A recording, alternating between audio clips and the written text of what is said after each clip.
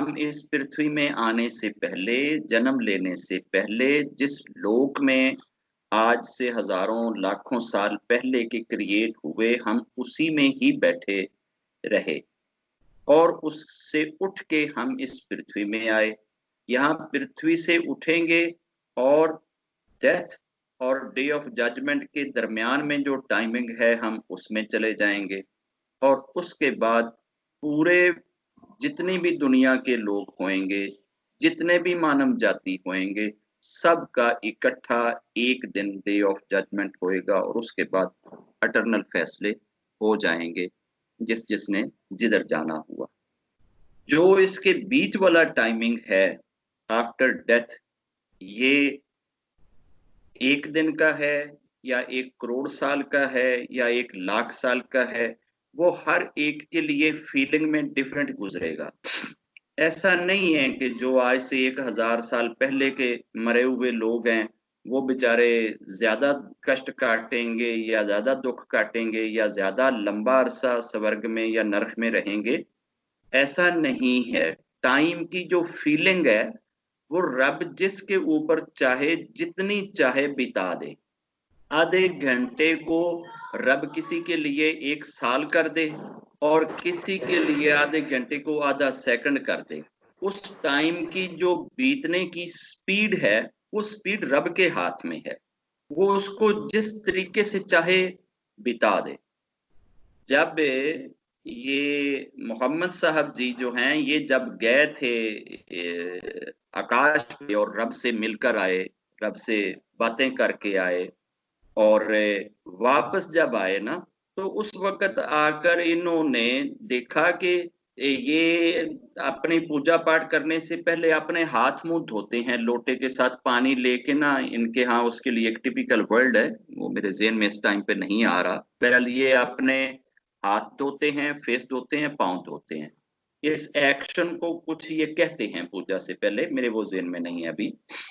उन्होंने भी जो मोहम्मद साहब जी ने पानी वो जल जो यूज़ किया लोटे का, तो मोहम्मद साहब जी ने वापस आके ये बात कही कि जी जब मैं वापस पहुँचा तो वो जल पानी का जो पृथ्वी पे चल रहा था ना, मैं वापस आया हूँ तो वो जल अभी वैसे ही चल रहा था।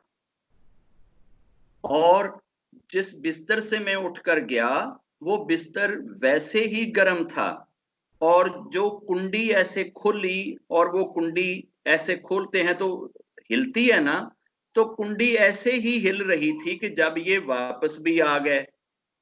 अब ये जहां से चले, इनके घर से 650 कोस से वो यरूशलेम का वो बैतुल मुकद्दस था और वहां से फिर ये फर्स्ट आकाश पे गए, फिर सेकंड आकाश पे गए, फिर थर्ड आकाश पे गए, फिर फोर्थ आकाश पे गए, फिर फिफ्थ पे, फिर सिक्स्थ पे, फिर सेवंथ पे।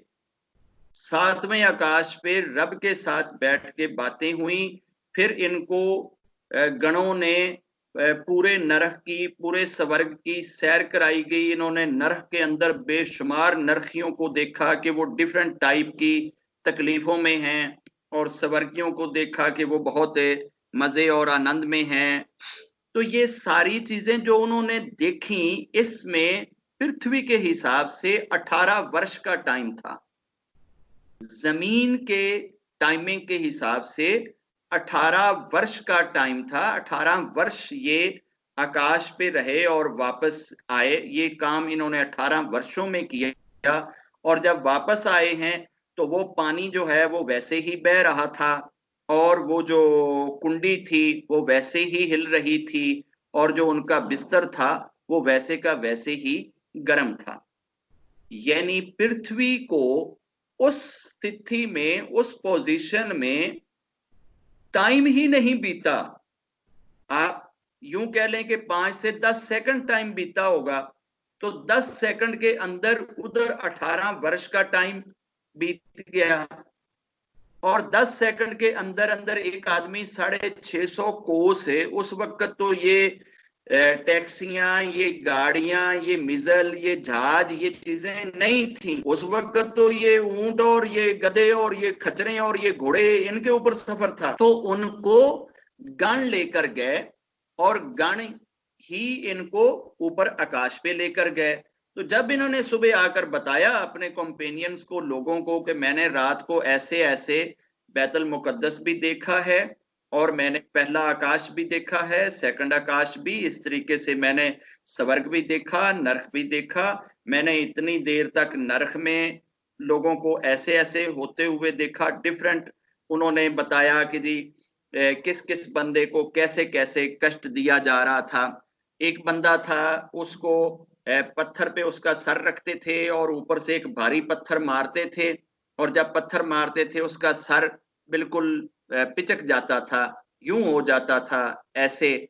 और उसके बाद उसका सर दोबारा रिबिल्ड होता, फिर वही पत्थर उसके सर पे दोबारा मारा जाता, फिर उसका सर सारा फीती फीती हो जाता, फिर उसके सर को दोबारा बनाया जाता, फिर पत्थर दोबारा पड़ता। तो यही वो कष्ट बार बार उस इंसान को देखने को मिल रहा था। तो उससे जब इन्होंने गणों से पूछा कि इसके साथ ऐसा क्यों हो रहा है, ये किस वजह से इस कष्ट में है, तो गणों ने बताया कि जी इसने पुरानी जो बुक्स थी, जो धार्मिक बुक्स थी, उसमें से वो किसी बुक का उसको क्या कहते हैं, जिसने लर्न बाय हार्ट किया हो। इनके लोग जो हैं वो पूरी पूरी बुक्स को लर्न बाय हार्ट कर लेते थे, तो उसने लर्न बाय हार्ट करने के बाद उस बुक को भुला दिया था और बुक के अगेंस्ट अपनी सारी लाइफ बिताई थी। तो ये उसको इसलिए कष्ट में डाला जा रहा था कि इसने वो खुदा की दी हुई वर्सेस को, बुक्स को, जो गॉड ने एक तरह से इनाम के तौर पे उसको लर्न बाय हार्ट करवाई, उसने उसको भुला दिया। और ऐसे ही एक शख्स को देखा कि जी वो अपने पेट के अंदर डाले जा रहा है, खाए जा रहा है।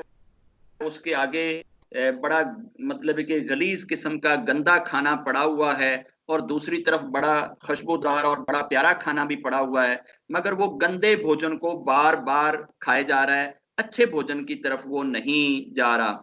और उससे पेट उसका इतना बढ़ चुका है कि वो उठता है तो उठ नहीं सकता, अपने पेट का वजन नहीं वो उठा पाता, पेट उसका इतना भारी है।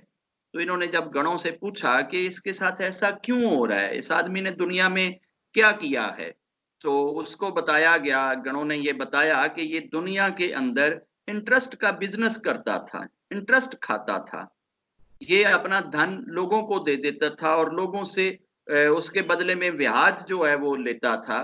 तो जो दुनिया में ब्याज खाता रहा और इंटरेस्ट खाता रहा, उसको अब इस कष्ट में डाला गया है कि इसके सामने अच्छा प्योर साफ भोजन पड़ा है, मगर ये साफ भोजन नहीं खा रहा, ये गंदे भोजन को, जो गलीज जला सड़ा हुआ बासी और इस तरह क्या है, ये उसी को बार बार खा रहा है। और इसका पेट भी इतने कई फुटों में, कई गजों में फैल चुका है, और वो पेट इसका ट्राली जितना या ट्रैक्टर जितना हो चुका है, और वो पेट इससे उठाया भी नहीं जा रहा, हिला भी नहीं जा रहा, मगर भूख इसकी बदस्तूर कायम है, और ये अपनी भूख को मिटाने के लिए और से और खाता चला जा रहा है। तो ऐसे बेशुमार लोगों के सीन और मंजर जो हैं वो उन्होंने बताए कि जी मैंने इस बंदे को ऐसे देखा, इस बंदे को ऐसे देखा, इसको ऐसे देखा।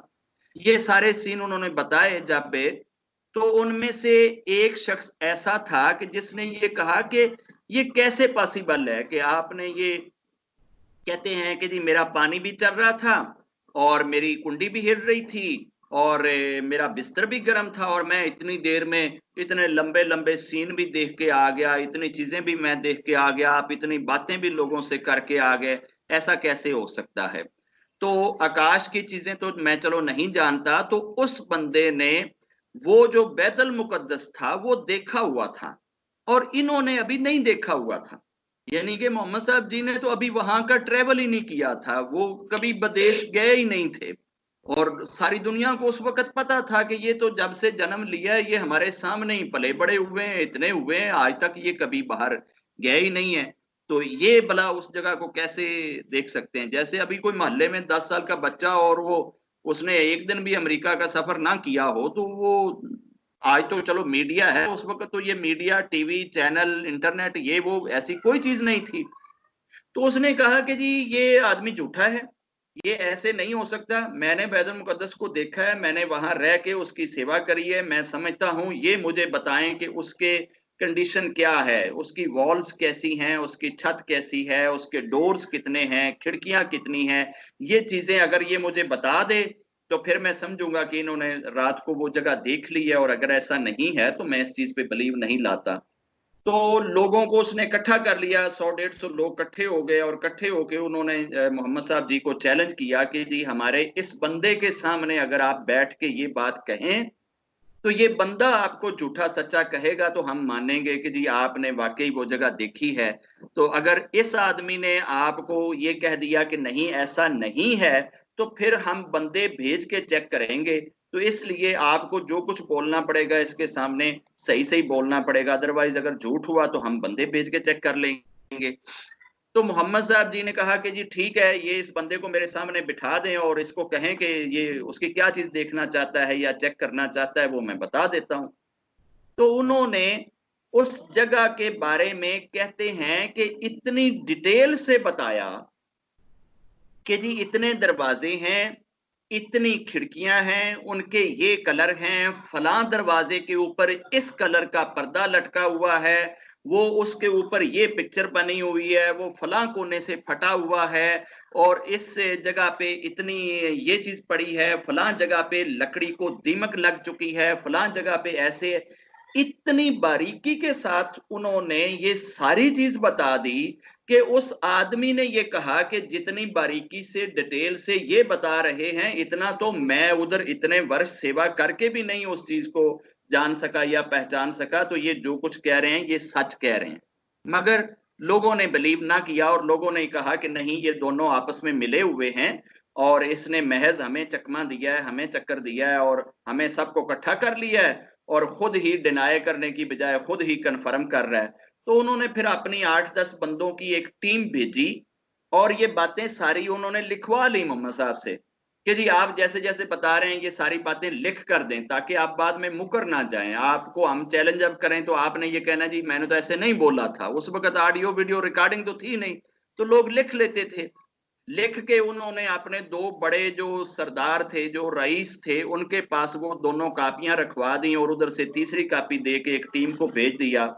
तो वहां उस टीम ने जो नक्शा लिया और वहां से जो चीजें देखी, वापस आके उस टीम ने 10 दिन के बाद कंफर्म कर दिया कि जी जैसे ये बताया गया है बिल्कुल ही वहां के हालात ऐसे थे। इसके बावजूद लोग फेथ नहीं लाए, लोगों ने नहीं माना। फिर उनमें से एक बंदा जो था उसने भजन गाते हुए इनको डिनाई किया, भजनों में डिनाई किया, मतलब है कि ऐसे उसने गीत बनाए कि जी मोहम्मद साहब जी ये क्लेम करते हैं तो यहाँ ये क्लेम करते हैं, यहाँ ये क्लेम करते हैं। तो अब तो उन्होंने क्लेमों की हद ही कर दी है कि ये कहते हैं कि जी मैं स्वर्ग भी देख आया हूं, मैं नरक भी देख आया हूं, मैं आपके बाप दादों से भी मिल आया हूं, मैंने उनको उधर उधर बैठे देखा है, इस हालत में बैठे देखा है, भला ये कैसे हो सकता है। जिस बंदे ने ये भजन गाए उसका नाम था दुन्ना। ये दुन्ना जो है ये अपने घर में गया, तो इसके घर के अंदर इसकी मिसेस जो है वो चरखे के ऊपर वो जो रुई काटते हैं, वो हाथ में जो वो पकड़ लेते हैं रुई, एक लंबी सी फंबा सा, उसको पूणी कहते हैं। उसने वो पूणी हाथ में ली, और दुन्ने ने कहा कि जी मुझे खाना दें। तो मिसेज ने कहा कि तुम जाकर जल भर लाओ, घड़ा पानी का ले आओ, तो मैं उतनी देर में उठती हूँ और मैं आपके लिए रोटी डालती हूँ। अब रोटी के साथ पानी नहीं है, आप सिर्फ पानी लेकर आ जाओ। अब दुन्ना जो है वो पानी लेने के लिए जब जाता है, तो वहां पे दुन्ना जो है, दुन्ने का उस चश्मे पे या उस नहर पे दिल करता है कि मैं नहा भी लूं। उसने वहां कपड़े उतारे और नहाने के लिए डुबकी लगाई दुन्ने ने। जब डुबकी लगाई तो डुबकी लगाने के बाद जब दुन्ना बाहर निकला तो दुन्ने की नेचर चेंज हो चुकी थी, वो एक मर्द से एक नारी बन चुका था। और जब नारी बन चुका था तो वो बेचारा शर्मिंदा होके अपने आप को लपेट के तो बैठ गया। पास से एक आदमी गुजरा तो उसने उसको कहा कि भाई तुम इधर क्यों बैठी हो। तो उसने कहा मैंने क्या करना है, मेरे पास तो कोई कपड़े ही नहीं है, कोई मेरा दर भी नहीं है, कोई ठिकाना भी नहीं है। तो उस आदमी ने अपने सर के ऊपर से साफा उतार के, पगड़ी उतार के नीचे फेंकी, उस औरत ने, वो दुन्ने ने वो पगड़ी लपेट ली। वो दुन्ने को वो बंदा साथ ले गया, उसने दुन्ने से शादी करी, दुन्ने के बच्चे हुए। बच्चों के बाद एक दिन दुन्ना, अब वो दुन्ना तो नारी बना हुआ था, एक दिन दुन्ना ऐसे ही किसी नहर के ऊपर, किसी चश्मे के ऊपर नहाने के लिए जाता है और उधर दुन्ना डुबकी लगाता है। जब डुबकी लगाता है तो वापस दुन्ना उसी जगह पे जिधर उसने घड़ा रखा था, जिस चश्मे पे उसने डुबकी लगाई थी, दुन्ना उस जगह से निकलता है। और जब उस जगह से निकलता है तो दुन्ना अपने आप को उसी पुराने कपड़े में, पुराने ड्रेस में, पुराने लिबास में मर्द के तौर पे देखता है। अब जब मर्द के तौर पे देखता है तो जल्दी से ये अपना घड़ा उठाता है पानी का भर के और वापस आता है। जब वापस आता है तो वो इसकी पत्नी इतनी हैरान होती है कि आप दरवाजे से वापस आ गए हैं, आप तो पानी लेने नहीं गए थे, तो क्या हुआ, आप वापस क्यों आ गए? तो पानी नहीं आप लाए। अब पानी लाने में जितना टाइम चाहिए था वो उस टाइम से पहले वापस आ गया है। उसको यूं लगा कि जैसे ये घड़ा लेके बाहर निकला है और दरवाजा इसने बंद किया और फिर दरवाजा बंद करके वापस ये फिर आ गया। तो उसने कहा तो आप पानी नहीं लाए, पानी के बगैर फिर आप खाएंगे कैसे? तो उसने कहा तू पानी की बात करती है, मैं तो 12 बच्चे भी पैदा करके आ गया हूं। उसने कहा 12 बच्चे क्या मतलब? उसने कहा मैं 12 बच्चे जन्म दे के आ गया हूं, मैं पानी भी भर के ले आया हूं। उसने कहा पानी किधर, तो पौनी तो मेरे हाथ में है, मैंने तो अभी यूं भी नहीं करी है पौनी, और तू कहता है कि मैंने 12 बच्चे भी जन्म दे दिए हैं और मैं पानी भी भर के ले आया हूं, ये कैसे हो सकता है? उसने कहा बस ये इसी वजह से हो रहा है कि जिसको हमने डिनाई किया है ये उसकी वजह से ऐसे हुआ है। अब जो कुछ मेरे साथ हुआ है वो मैं ही समझता हूं, मैं आपको नहीं एक्सप्लेन कर सकता कि मेरे साथ क्या हुआ है। मेरे साथ तो ये हुआ था, मैंने उधर जाके डुबकी लगाई, जब मैं बाहर निकला मैं नारी बनी हुई थी, मुझे कोई आदमी ले गया, उसने जाकर मेरे साथ शादी करी और मैंने उससे 12 बच्चों को जन्म दिया। और फिर एक दिन मैं बूढ़ी हो गई थी और मैं नहाने के लिए नहर पे आई और उधर आकर मैंने वापस डुबकी लगाई, जब डुबकी लगाई तो मैं वापस फिर मर्द का मर्द मैं उसी चश्मे से निकला हूं। तो मेरे साथ ये इतना कुछ हो गया है। तो अब चलें मोहम्मद साहब जी के पास और उनसे हम क्षमा मांगे और उनसे माफी मांगे और उनपे फेथ लाएं और उन्हें कहें कि जी हमसे गलती हुई है, मिस्टेक हुई है। तो पहला बंदा फिर वो बना, दुन्ना बना, जिसने उनपे फेथ लाया और उनकी उस चीज को उसने कन्फेस किया। बाद में फिर उसने इस चीज पे भी भजन बनाए कि मैंने इनको डिनाई किया था, तो मैंने इनको नहीं माना था, तो मेरे साथ ये हुआ। दुनिया में जितने भी महापुरुष आए हैं, किसी भी महापुरुष के ऊपर 100% लोगों ने नहीं फेथ लाया। जीसस जी ने अपनी तरफ से जितनी दलीलें हो सकती थी वो दलीलें दे दी, जो लॉजिक वो पूरी कर सकते थे उन्होंने पूरी कर दी। लोगों को जिंदा करना सबसे बड़ा मुश्किल काम होता है, उन्होंने लोगों के मात पिता को, बाप दादा को, चाचों को, मामों को, 100-100 साल पहले हुए मरे हुए लोगों को भी जिंदा कर दिया। क्या दुनिया ने फेथ लाया? क्या दुनिया मानी? दुनिया नहीं मानी। फिरौन ने इब्राहिम को इतनी बड़ी चिखा जला के चिखा के अंदर डाला और 40 दिन तक के इब्राहिम उस चिखा में पड़े रहे। 40वें दिन चिखा से बाहर निकल के आए। फिरौन की बीवी और फिरौन की बेटी ने फेथ ले आया, फिरौन फिर भी फेथ ना लाया। शद्दाद के ऊपर कोई फेथ ना लाया। लेकिन ऐसे जितने भी लोग गुजरे हैं, नूह एक जिनकी वो कश्ती थी और जिन्होंने अपने आप को कश्ती में और पूरी दुनिया के मुख्तलिफ एनिमल्स के एक एक पेड़ को अपने कश्ती में बिठाया था, और इतना बड़ा वो हर तरफ से पानी का एक तूफान आया था कि तन्नूर जिसमें वो रोटियां लगा रही थी लेडीज, वो तन्नूरों के अंदर से भी पानी उबल रहा था। इस कदर जमीन ने पानी उबाला था कि 40 डेज तक आसमान से भी बारिश होती रही और 40 डेज तक जमीन के भी सारे सीने से पानी उबलता रहा। इतना जल हो गया, जल थल हो गई कि कोई चीज नहीं बची थी सवाए उस कश्ती में जो लोग बचे थे। उन लोगों ने भी फेथ नहीं लाया। ये सारी चीजें हुई। मोसेस ने अपनी तरफ से सारी चीजें करी। जब पूरी दुनिया के राजपाट के वजीर, मंत्री और मशीर और दूसरे दूसरे देशों के राजे, किंग जमा थे और बहुत बड़े ग्राउंड के अंदर मोसेस अकेले थे, और पूरी दुनिया से उन्होंने मैजिशियन इकट्ठे किए थे और ये कहते थे कि ये मोसेस भी मैजिकल पावर से ही ये चीजें करता है, तो इसको झूठा करो। तुम सारे मिलकर ऐसा मैजिक दिखाओ कि मोसेस के सारे मैजिक फेल हो जाएं। तो उन्होंने उस पूरे ग्राउंड को सांपों से भर दिया था, उसमें लाखों स्नेक आ गए, इतने स्नेक उन्होंने भर दिए। तो मोसेस अकेले थे, मोसेस ने अपने हाथ में वो जो लकड़ी पकड़ी हुई थी जिसके स्टेक लगा के चलते थे, मोसेस ने अपनी वो लकड़ी फेंकी और वो लकड़ी इतना बड़ा स्टेक बन गई कि वो सारे के सारे स्नेक्स को निगल गई। क्या उसके बाद जो बैठे थे जिन्होंने ये देखा, क्या 100% मोसेस पे फेथ ले आए? नहीं लाए। इब्राहिम पे 100% फेथ लाए? नहीं लाए। यूनुस से मछली के पेट से निकला, क्या लोगों ने 100% फेथ लाया? नहीं लाए।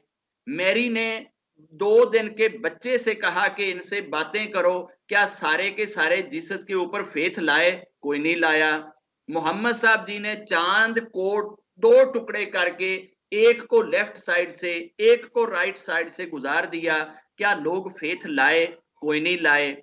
भाई दुनिया के अंदर 1,25,000 प्रॉफिट आए, मैसेंजर आए, अवतार आए, गुरु आए, क्या सारे के सारे गुरुओं के ऊपर उस वक्त के इंसान 100% फेथ लाए? नहीं लाए। मोहम्मद साहब जी एक बस्ती में गए तो वहां के लोगों ने, बच्चों ने इनको इतने पत्थर मारे, इतने पत्थर मारे कि ये सर से लेकर पांव तक लहू लुहान हो गए, और वो लहू इतना निकला इनकी बॉडी से कि इनकी जूती जो है वो चिपक गई इनके पांव के साथ है। तो 2 गण आए जो ये पत्थरों को और पृथ्वी को जो हैंडल करते हैं, जो भूकंप को हैंडल करते हैं, तो उन्होंने बोला कि अगर आप ये कहें तो हम इन दोनों पत्थरों को आपस में मिला दें, इस जमीन के टुकड़े को ऊपर ले जाएं, आकाश पे ले जाके उल्टा करके फेंक दें। तो मोहम्मद साहब जी ने कहा कि नहीं, मुझे इनकी आने वाली नस्लों में कुछ लोगों के फेथ लाने की उम्मीद है, ये तो नहीं लाएंगे, शायद इनकी आने वाली नस्लें मेरे ऊपर फेथ ले आए। तो मोहम्मद साहब जी के ऊपर भी इतनी सारी चीजें देखने के बाद भी क्या सारे के सारे लोग फेथ लाए? कोई नहीं लाया। और एक दफा मोहम्मद साहब जी ने 7 दिन तक अपना माथा टेका और उठा ही नहीं रहे थे। 7 डेज तक बगैर खाए पिए माथा टेक के रब से सिर्फ लोगों की दुआएं मांगे जा रहे हैं कि भगवान इनको सबको बख्श दे, भगवान सबको बख्श दे। तो रब ने ये बात कही कि क्या तू अपने आप को हिलाक कर लेगा इनकी फिक्र में? तो मोहम्मद साहब जी खामोश हो गए इस चीज पे। रब ने कहा कि हदायत तू नहीं दे सकता इनको, तेरे बस में नहीं है कि तू इनको हदायत दे दे, हदायत मेरे हाथ में है, मैं जिसे चाहूं दूं, जिसे चाहूं ना दूं, तेरा काम लोगों को बस बताना है। तो अगर मोहम्मद साहब जी को यह रिप्लाई मिला कि तुम हदायत नहीं दे सकते, दुनिया के जितने मैसेंजर्स आए हैं इन सब के लिए रब की यही पॉलिसी रही है कि ये लोगों को हदायत की तरफ बुलाते रहे हैं, लोगों को खुदा की तरफ बुलाते रहे हैं। ये जबरदस्ती लोगों के अंदर ये चीज नहीं डाल सके और कोई भी नहीं डाल सकता। डालने वाला काम रब करता है, और रब खुद से चूज करता है कि उसने किस दिल के सामने कौन सा इवेंट, कौन से सर्कमस्टांसेस, कौन सी बात, कौन सी ऐसी चीज लानी है जिससे उसके दिल की दुनिया बदल जाए। ये भागों की बात है, ये नसीबों की बात है, ये रब की मर्जी की बात है। अब रब से इसी चीज की उम्मीद रखते हुए वो लोग जो डेस्टिनी को इस कदर अपनी गिरफ्त में लेते हैं कि डेस्टिनी मेकर होते हैं, वो लोग भी रब से डरते हुए रब से क्षमा मांगते रहते हैं कि क्या पता रब किस टाइम पे कौन सा कांटा किस बंदे का किधर को बदल दे। आखिरी ब्रीथ तक जो लोग रब से इसी खौफ और उम्मीद के साथ जुड़े रहते हैं, खौफ और उम्मीद के दरमियान वाली राह को फेथ कहते हैं। जब आपको नरक याद आए तो आपको यूं लगे कि नरखियों में सबसे पहला नंबर मेरा लगेगा और सबसे पहले मेरा रब मुझे मेरे पापों की वजह से नरक में डालेगा। खौफ आपको इतना आए। और जब आपको स्वर्ग याद आए तो आपको यूं लगे कि मेरा रब स्वर्ग में सबसे पहले मुझे भेजेगा। ये 2 चीजों के बीच में फेथ है। अगर कोई शख्स ये समझता है कि मैं इतने पीस में चला जाऊं कि अब मुझे नरक की कोई फिक्र ही नहीं है, कोई टेंशन ही नहीं है, तो ये भी फेथ नहीं है। और अगर कोई ये कहे कि जनाब मैं तो वो नरक के गम में ही इतना डूबा मरे जा रहा हूं कि मुझे बाकी किसी चीज की होश नहीं है, तो ये भी फेथ नहीं। फेथ इन दोनों चीजों के दरमियान में है, और ये रब की अता है। रब की अता के लिए ही लोग रब के सामने हर वक्त मत्था टेक के झोली फैला के मांगते रहते हैं कि क्या पता वो रब की अता कब और किस बंदे की झोली में आ जाए। जिसने मांगी रब उसको दे देता है, जो नहीं मांगता रब उसको नहीं देता। ये किसी बंदे के बस में नहीं है। कोई शख्स अपने हाथ में जितनी भी पावर्स लेकर आ जाए, जितनी भी शक्तियां लेकर आ जाए, जिस कदर भी अच्छाइयां लेके आ जाए, क्या राम ने कमी छोड़ी? कौन सी कमी छोड़ी थी दुनिया के साथ भलाई करने में? डे 1 से सैक्रिफिकेशन शुरू करी, डे लास्ट तक सैक्रिफाइस सैक्रिफाइस सैक्रिफाइस ही करते चले गए। तो क्या सारी दुनिया राम राम करने लग गई? आ गई राम के पीछे? कृष्ण ने पूरी दुनिया में मोहब्बत निछावर कर दी, क्या सारी दुनिया ने कृष्णा कृष्णा कहना शुरू कर दिया? बाबा नानक ने वाहे गुरु का जो एक कंसेप्ट था वो पूरी दुनिया के अंदर डाल दिया, लोगों के दिलों के अंदर उतार दिया। क्या सारी दुनिया ने वाहे गुरु कहना शुरू कर दिया? मान लिया? कोई नहीं मानेगा, अब भी कोई नहीं मानेगा। ये कोई टेंशन लेने की बात नहीं है, कोई फिक्र करने की बात नहीं है कि जी हम बात करें या हम किसी को समझाएं या हम किसी को 10 साल समझाएं या 6 साल समझाएं, 6 माह समझाएं और 6 माह के बाद भी वो बंदा वहीं का वहीं खड़ा हो, या साल के बाद भी वो बंदा वहीं का वहीं खड़ा हो, या 10 साल के बाद भी वो बंदा वहीं का वहीं खड़ा हो। भाई उसको आगे का सफर जो है वो रब ने कराना होता है। अब ये जो कहा जाता है कि अगर आगे का सारा सफर रब ने कराना है तो फिर गुरु क्या करता है? गुरु क्या करता है? और गुरु आपके अंदर कोई लाइट का बल्ब ऑन नहीं करता, कोई चलाता नहीं है। ये लाइट का बल्ब तो अजल से उधर से, अगर आपने उस वक्त रब को देख के अपने अंदर लाइट का बल्ब जला लिया था तो जल गया, अगर तब नहीं जला सके थे ना तो अब भी नहीं जलेगा। गुरु उस लाइट के आगे, अगर मैं इधर 300 वाट का बल्ब लगा देता हूं और बल्ब लगाने के बाद आगे एक कपड़ा तान देता हूं, तो इसका मतलब है लाइट जो है वो 200 वाट की रह जाएगी। मैं एक और कपड़ा आगे तान देता हूं, लाइट 100 वाट की रह जाएगी। मैं एक और कपड़ा आगे तान देता हूं, लाइट 50 वाट रह जाएगी। मैं एक चौथा कपड़ा आगे तान देता हूं तो लाइट 20 वाट की रह जाएगी। एक वक्त आएगा कि वो बल्ब को ढांक लेगी और बल्ब की कोई रोशनी इस तरफ नहीं आ रही होगी। ऐसे ही हमारे अंदर सीनों में पड़ी हुई वो रोशनी के ऊपर हम अपने गलत बिलीफ, गलत थॉट्स, गलत सोचों के इतने पर्दे चढ़ा देते हैं, और वो इतने स्या पर्दे होते हैं कि हमारे अंदर ही पड़ा हुआ वो रब और उसकी वो लाइट हमें दिख नहीं रही होती। गुरु आके सिर्फ और सिर्फ आपके ऊपर से वो पर्दे हटाता है।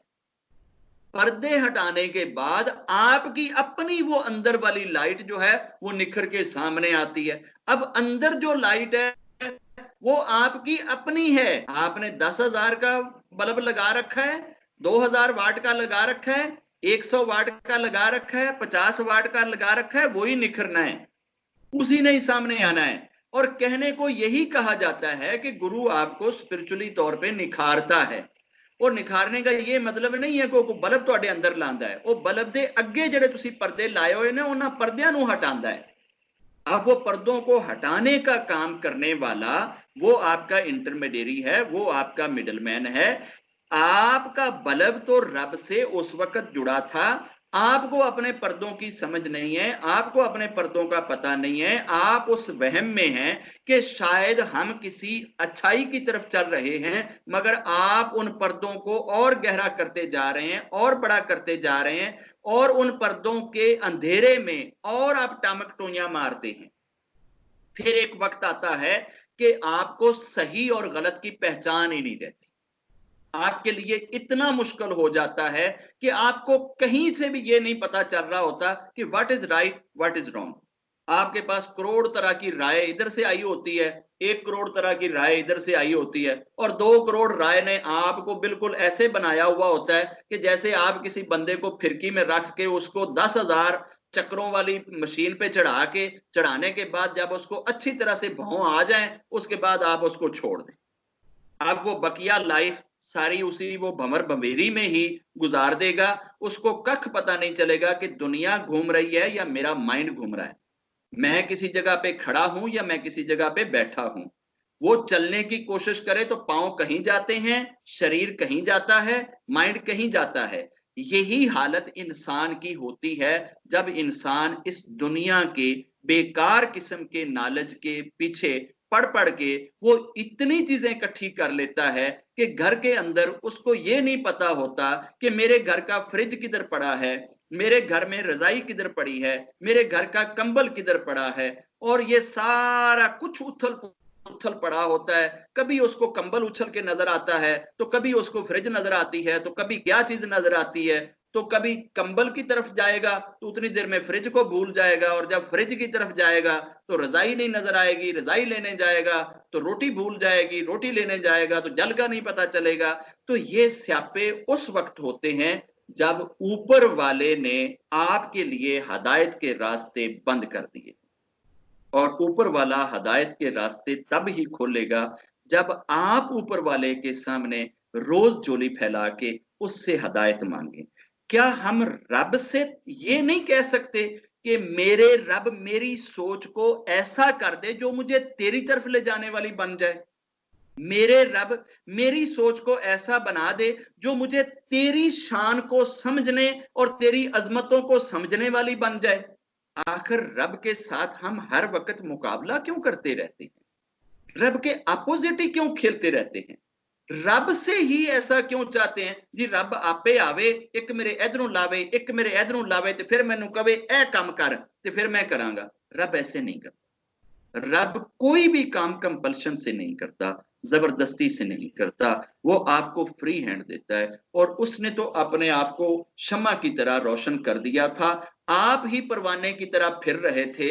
अगर आप उस वक्त रब को देखने की बजाय किसी और चीज में मसरूफ थे, रब के दर्शन हो रहे हैं और आपको रब के दर्शनों की बजाय किसी और चीज में आपका ध्यान लगा हुआ है, तो फिर जाहिर है कि इधर दुनिया में भी आकर आपका ध्यान और चीज में ही लगा रहेगा, फिर रब की तरफ ध्यान नहीं लगेगा।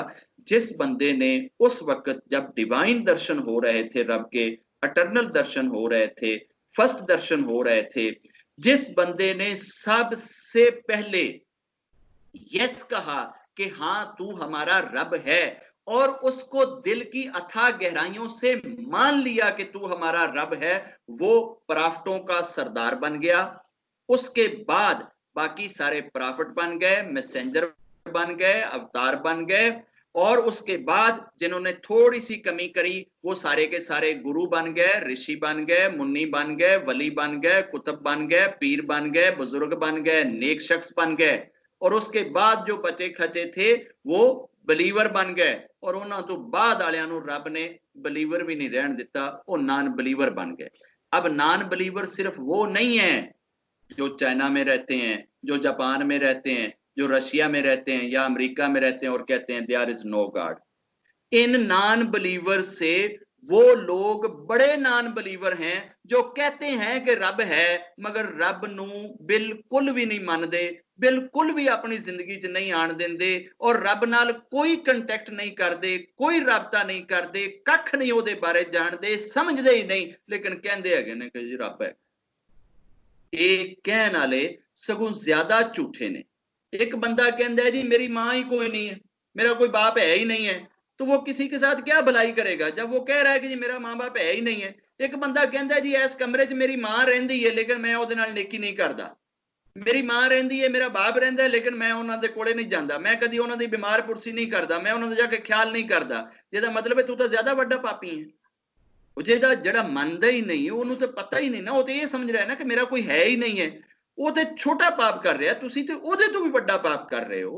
रब से सुबह शाम जब भी जिंदगी आपको 1 मिनट भी दे, उस 1 मिनट को प्योर रब को दे के रब से अर्जी लगाएं, रब के आगे माथा टेक दें, रब के आगे सरेंडर कर दें और रब से ये कहें कि मेरे सराउंडिंग के हालात मैं नहीं बना सकता, तू बनाता है। मेरे दिल में उतरने वाले ख्यालात मैं नहीं ला सकता, तू भेजता है। मेरे जहन के अंदर सोचने की हिस्स मेरे बस में नहीं है, तू इसे कंट्रोल करता है। मेरे रब, मेरा बिलीव मैं नहीं बनाता, इसे तू बनाता है। मेरे रब, मेरा विश्वास मेरे कंट्रोल में नहीं है, ये तेरे कंट्रोल में है। मेरे रब, मैं तेरे से दूर नहीं जाना चाहता, मैं तुझे अपना रब मानता हूं, मैं तुझे अपना क्रिएटर मानता हूं, अपने आप को तेरी क्रिएशन समझ के तेरे आगे सरेंडर करता हूं। अब ये बाकी सारी चीजें तेरे बस में है, मेरे बस में नहीं है। मैं दुनिया में रहते हुए तेरी तरफ आने का इरादा कर रहा हूं। अब अगर तू मौका ना दे तो रब्बा मेरा कसूर नहीं, मैंने दुनिया में अपनी जिम्मेदारी पूरी कर दी, मैंने फुल सरेंडर कर दिया, मैंने खुद अपना माथा तेरे आगे टेक दिया और तेरी तरफ आने वाले रास्तों की तलाश करने के लिए एग्री हो गया। अब रास्तों को खोलना तेरा काम है, अब मेरे दिल की तरफ रोशनी को भेजना तेरा काम है और मेरे दिल के ऊपर पड़े हुए पर्दों को उतारना तेरा काम है। मेरे ब्रेन, बिलीव, विश्वास के ऊपर जो जितनी रुकावटें हैं इनको हटाना तेरा काम है। तो रब खुद ब खुद ये चीजें खोल देगा ना। हम कब कहते हैं कि मेरे रब तू ऐसा कर? क्या जिंदगी में कभी एक दफा भी रब से ये कहा कि रब्बा जो रास्ते तेरी तरफ आते हैं मुझे उन रास्तों पे चला, जो रास्ते मुझे तेरे पास लेकर आए मुझे वो रास्ते दिखा दे, मुझे उन रास्तों की पहचान करा दे। रब्बा जो मुझे तेरी पहचान कराए मुझे उन लोगों से मिलवा दे। आज तक अगर ये शब्द कभी जुबान पे आए नहीं तो रब ने ਤੁਹਾਡਾ ठेका चक्या है कि ਤੁਹਾਡੀਆਂ प्लेटां च जाके खुद पा पा के ते रखे? रब ऐसे नहीं करे। आप रब के पास जाएं, आपको रब की जरूरत है। रब ਨੂੰ ਤੁਹਾਡੀ ਕੋਈ ਲੋੜ ਨਹੀਂ ਹੈ। ਰੱਬ ਤੁਹਾਡੇ ਤੋਂ ਨਿੱਕਾ ਨਹੀਂ ਹੈ, ਰੱਬ ਛੋਟਾ ਨਹੀਂ ਹੈ, ਰੱਬ ਤੁਹਾਡੇ ਤੇ ਡਿਪੈਂਡ ਨਹੀਂ ਕਰਦਾ। ਤੁਸੀਂ ਰੱਬ ਨੂੰ ਨਾ ਬਿਲਕੁਲ ਆਪਣੇ ਘਰ ਦਾ ਮੁਲਾਜ਼ਮ ਬਣਾ ਕੇ ਰੱਖਦੇ ਹੋ ਕਿ ਜਿਵੇਂ ਮੁਲਾਜ਼ਮ ਨੂੰ ਤੁਸੀਂ ਚਾਹੋ ਉਵੇਂ ਉਹ ਕੀਤੀ ਜਾਵੇ ਤੇ ਫਿਰ ਤੇ ਉਹ ਮੁਲਾਜ਼ਮ ਹੈ ਤੇ ਜਿਸ ਦਿਨ ਉਹਨੇ ਆਪਣੀ ਮਰਜ਼ੀ ਕੀਤੀ ਉਸੇ ਦਿਨ ਉਹ ਘਰ ਦੇ ਦਰਵਾਜ਼ੇ ਤੋਂ ਬਾਹਰ ਖੜਾ ਹੁੰਦਾ ਹੈ। ਇਵੇਂ ਅਸੀਂ ਰੱਬ ਨਾਲ ਕਰਨੇ ਆ। ਜਿੰਨੀ ਦੇਰ ਤੱਕ ਤੇ ਰੱਬ ਤੁਹਾਡੀ ਮਰਜ਼ੀਆਂ ਕੀਤੀ ਜਾਵੇ, ਤੁਹਾਡੀ ਸੋਚ ਦੇ ਹਿਸਾਬ ਨਾਲ ਕੀਤੀ ਜਾਵੇ, ਹਰ ਚੀਜ਼ ਚੰਗੀ ਹੋਈ ਜਾਵੇ, ਉਨੀ ਦੇਰ ਤੱਕ ਤੇ ਰੱਬ ਨਾਲ ਠੀਕ ਹੈ। ਤੇ ਜਿਸ ਦਿਨ ਤੁਹਾਡੀ ਸੋਚ ਦੇ ਖਿਲਾਫ ਹੋ ਗਿਆ, ਤੁਹਾਡੀ ਮਰਜ਼ੀ ਦੇ ਖਿਲਾਫ ਹੋ ਗਿਆ, ਤੁਹਾਡੇ ਦਿਲ ਦੇ ਖਿਲਾਫ ਹੋ ਗਿਆ, ਰੱਬ ਨੇ ਕਿਧਰੇ ਆਪਣੀ ਮਰਜ਼ੀ ਚਾਹ ਲਈ, ਉਸੇ ਦਿਨ ਰੱਬ ਦਰਵਾਜ਼ੇ ਤੋਂ ਬਾਹਰ ਖੜਾ ਹੋਏਗਾ। ਅਸੀਂ ਇਸ ਰੱਬ ਨੂੰ ਨਹੀਂ ਜਾਣਦੇ, ਉਸ ਰੱਬ ਦਾ ਨਹੀਂ ਸਾਨੂੰ ਪਤਾ, ਅਸੀਂ ਨਹੀਂ ਮੰਨਦੇ ਉਸ ਰੱਬ ਨੂੰ। ਤੇ ਫਿਰ ਉਸ ਰੱਬ ਨੂੰ ਤੁਹਾਡੀ ਕਿਹੜੀ ਪਰਵਾਹ ਹੈ? इंसान जंगल में जाए ना तो इतने इतने परिंदे, इतने इतने खूबसूरत, इतनी इतनी प्यारी आवाजों के साथ रब का जिक्र करते हैं कि इतनी इंसान की सांस लंबी नहीं जितनी उस परिंदे की सांस लंबी होती है। मैंने अपनी जिंदगी में खुद लंबी सांस के साथ जप करके देखा, उधर से परिंदे को बोलते हुए शुरू करा और परिंदा अभी लय में है, वो बोलता जा रहा है, विनोद की सांस टूट गई। और परिंदा कितना सा है? इतना सा परिंदा है। अगर मेरा रब विनोद के शरीर से वो परिंदे बनाए तो कितने बन जाएंगे? और वो खुराक कितनी सी खाएंगे, भोजन कितना सा खाएंगे? किसी जंगल से इतना सा फल तोड़ के पेट भर लेंगे और सारा दिन रब का जप करेंगे। और मुझे इतना अन्न चाहिए, इतने कपड़े चाहिए, इतना लेटने के लिए जगह चाहिए, सर के ऊपर चादर चाहिए, छत चाहिए, 100 मेरे स्यापे सीधे करे रब। उस तो बाद मैं एक जबान नाल ते टुੱਟੇ ਸਾਹ ਨਾਲ ਉਹਨੂੰ ਕਹਾਂਗਾ रब रब रब रब रब। बड़ा मैं उनके नाल क्रेडिट वाला सौदा कर रहा, बड़ा अच्छा सौदा कर रहा। मेरी इस चीची से वो चूंटियां बनाना चाहे तो 1,00,000 चूंटियां बन जाए। तो उसने चूंटियां नहीं बनाई ना, मुझे ये मांस दे दिए ना, मुझे ये हड्ड दे दिया ना, मुझे ये बॉडी दे दी ना। जुबान एक है और इस एक जुबान को इतनी बॉडी मिली हुई है, इतना शरीर मिला हुआ है। इस एक जुबान ने रब रब करना है और यह भी करन लग गया 100 स्यापियां च पैंदी है, 100 आर्गूमेंट विच पैंदी है, 1000 ਲੱਛਣ ਭਾਂਡੇ ਕਰਦੀ ਏ, ਇੰਜ ਕਿਉਂ ਤੇ ਫਿਰ ਇੰਜ ਕਿਉਂ ਨਹੀਂ ਤੇ ਫਿਰ ਇੰਜ ਕਿਉਂ ਨਹੀਂ ਤੇ ਫਿਰ ਇਹ ਕਿਉਂ ਹੋਇਆ, ਇਹ ਤੇ ਮੈਂ ਫਲਾਣੇ ਕੋਲ ਵੀ ਸੁਣਿਆ ਸੀ ਉਹ ਵੀ ਇੰਜ ਕਹਿਣ, ਉਹ ਇਹ ਤੇ ਮੈਂ ਫਲਾਣੇ ਨਾਲ ਵੀ ਪੜਿਆ ਸੀ ਉਹ ਵੀ ਇੰਜ ਕਹਿਣ, ਉਹ ਨਹੀਂ ਇੰਜ नहीं हो सकता, ਇਹ नहीं हो सकता। यार व्हाट अ नॉनसेंस, ये क्या है? क्या ये रब की सीख है? कभी रब के लिए ये होना चाहिए, रब के लिए ये होना चाहिए, रब को ऐसे करना चाहिए, रब को फलां करना चाहिए, रब को ऐसे बंदे भेज देने चाहिए। रब तेरे एक बंदे के लिए पूरी दुनिया का थिएटर तेरी सोच के हिसाब से चेंज करे। बारिश आए तो वो तेरी मर्जी से, धूप निकले तेरी मर्जी से, सर्दी आए तेरी मर्जी से, गर्मी आए तेरी मर्जी से, हवा तेज चले तेरी मर्जी से, क्योंकि रब रब तो ना हुआ ना, तेरा तो मुलाजम हो गया ना। जब आप उसको अपने इंप्लाई से ऊपर ही नहीं जानेंगे, वो पूरी कायनात का मालिक है, वो पूरी सृष्टि का मालिक है, करोड़ों अरबों खरबों ये जो प्लेनेट पड़े हैं इनका मालिक है, और आप उसे वक़्त और औकात देते हैं एक चूंटी जितनी। जैसी औकात उतनी ही समझ आए, जितनी उसको शान दोगे वो उतना ही खुल के सामने आएगा, जैसा उसके साथ ताल्लुक बनाओगे वैसी ही सूझ अदा करेगा। अगर ताल्लुक हमारा दुश्मनों वाला हो, हमारा इतराजात वाला हो, हमारा आर्गुमेंट्स वाला हो, तो रब भी वैसे ही हालात खोलेगा और आपके सराउंडिंग में वैसे ही लोग पैदा करेगा। हमारे साथ जो जन्म लेने वाले, हमारे मोहल्ले में जन्म लेने वाले, हमारी दुकान के सामने दुकानें खोलने वाले, हमारे मोहल्ले के अंदर सामने वाला घर बनाने वाले, ये सारी चीजें रब फिर वैसे ही एडजस्ट कर देगा, वैसी ही जिंदगी की एक एक चीज को वो परो देगा जैसा हम रब को परो रहे हैं। अगर हमने इन छोटी छोटी चीजों के अंदर रब को ढूंढने की, रब को पाने की कोशिश करी, रब से रब के पाने की दुआएं मांगी, तो रब इतनी छोटी छोटी चीजों के अंदर पहाड़ों से बड़े बड़े मैसेज हमें दे देगा। फिर हमें एक एक बात के पीछे रब के करोड़ करोड़ दर्शन होंगे, और उन दर्शनों से हमारा अपनी जात के ऊपर उतना बिलीव नहीं होएगा जितना हमारा रब के होने का और रब की ब्लेसिंग्स का बिलीव होएगा। ये मेरे दो हाथ, मैंने एक हाथ की मुट्ठी बंद कर ली, ये दूसरा मेरा हाथ, मैं इस हाथ को बगल में दे लूं, मैंने छुपा लिया हाथ, मगर मेरे दिल में, मेरे दिमाग में, मेरे बिलीव में, मेरे विश्वास में, मेरे यकीन में ये बात बिल्कुल पुख्ता है कि मेरा हाथ है, मैंने बगल में दिया हुआ है मगर मेरा हाथ है। विनोद को, विनोद के रब की कसम, मुझे मेरे क्रिएटर की कसम, जितना विश्वास मुझे अपने हाथ के होने का है ये थोड़ा है, इससे ज्यादा विश्वास मुझे मेरे रब के होने का, मेरे रब की स्वर्ग के होने का, मेरे रब के नरक के होने का, मेरे रब के डे ऑफ जजमेंट के होने का, मेरे रब के इस पूरी सृष्टि के मालिक होने का है। आप कभी किसी इंसान के साथ कभी अमन से, कभी शांति से, कभी प्यार से बैठकर तो देखें कि आपको ये चीजें मिली कैसे हैं, आपने ये चीजें ली कैसे हैं। जब डे वन से आपके दिमाग में आपके कद से बड़ा एतराज खड़ा होगा, आपका तो ऑब्जेक्शन ही निकल होएगा। आप अपने कद को पहले बड़ा करें, एतराज को छोटा करें।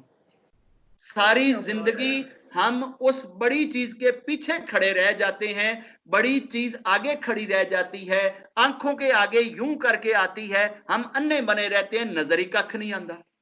वो पहले उस अगे खड़े हुए पर्दे नूं थल्ले करो, उन्हों थल्ले करो, अपने कद तो छोटा करो, फिर ओदे उत्तों दी देखो ते अगला पासा नजर आएगा। हम उस अगले पासे को देखने की एफर्ट ही नहीं करते, तरीके कार ही नहीं यूज करते।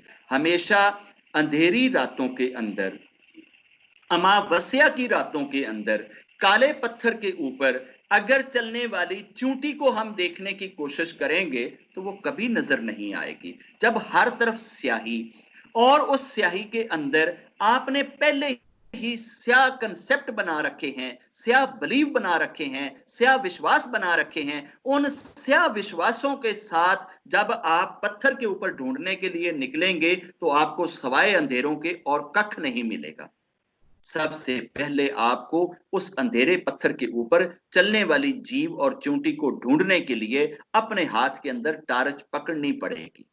और जब तक आप टार्च नहीं पकड़ते, आपको रोशनी की अरे नहीं मिलेगी, आपको रास्ता नहीं मिलेगा। और ये रोशनी और ये लाइट रब से आप खुद मांगें, फिर रब अता करता है। रब से मांगे, जब तन्हाई हो, जब आप अकेले हो, जब खूब रब याद आए और दुनिया की कोई चीज याद ना हो, उस वक्त रब से कहें कि रब्बा दुनिया की तरफ बहुत चल के देख लिया, थोड़ा सा समय दे दे अपनी तरफ आने का।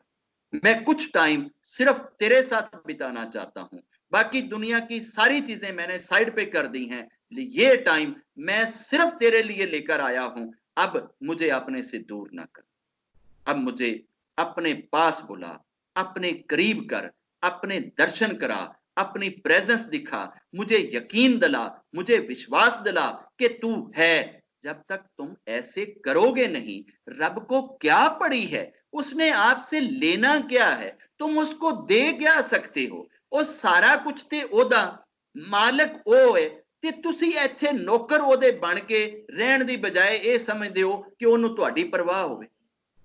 अजीब बात है। आपको कोई आदमी किसी जजीरे पे भेज दे और जाकर कहे कि तुम जाओ उधर खेलो कूदो जनाब मौज मस्तियां करो वापस आ जाओ। जजीरे की एक एक चीज उसकी है, वहां जो बिजनेस हो रहा है वो उसका, जो फूल पड़े हैं, खिलौने पड़े हैं, कुछ भी चीजें पड़ी हैं, सारी की सारी उसकी हैं। तो वहां से आप उसके लिए क्या लाएंगे। आपको कोई अपने घर में भेज दे कि जी बंबे में मेरा घर है, फर्निश्ड घर है, आप जाएं वहां 8 दिन रहे हैं, आप उसके फर्निश्ड घर के अंदर रह रहे हैं, दुनिया की सारी सहूलतें उसने घर में रखी हैं, क्या आप उसके लिए उसी के घर से एक ट्यूबलाइट उतार के ले जाएंगे कि मैं तेरे लिए जनाब गिफ्ट लेके आया। उसे दे घर दा बल्ब ला के ले जाओगे, फनूस ला के ले जाओगे, उसे बंदे दा कारपेट चुक के ले जाओगे, की करोगे ਉਹਦੇ ਲਈ ਜਦੋਂ ਉਹਦਾ ਹੀ ਇਹ ਸਾਰਾ कुछ है। ਤਾਂ हम जिंदगी में रब को दे क्या सकते हैं। जिंदगी इट सेल्फ उसकी दी हुई है, लाइफ इट सेल्फ उसकी दी हुई है, सांसें इट सेल्फ उसकी दी हुई है, तो फिर हमारे पास क्या है। सिर्फ एक याद, वो भी नहीं करते हो उसको जिसने इतना कुछ दिया है। तो फिर ऐसी जिंदगी पे, ऐसे जिंदा रहने पे, ऐसी सोच पे, ऐसे विश्वास पे सवाए अफसोस के और कुछ नहीं कहा जा सकता। और अफसोस कितना या कितना हो सकता है, ये आप पे मुनस्सर है कि आपको इस चीज का कितना अफसोस है। मैं दुआ करता हूं कि रब आप सबकी आंखों के ऊपर पड़े हुए उन पर्दों को हटाए और आपको उन शब्दों के साथ, उस जुबान के साथ रब से बात करने की हिम्मत, शक्ति और वो विजडम, वो ज्ञान, वो बसीरत, वो सोच, वो होश मिले कि जिससे आपके और रब के बीच में खड़े हुए पर्दे हटते चले जाएं।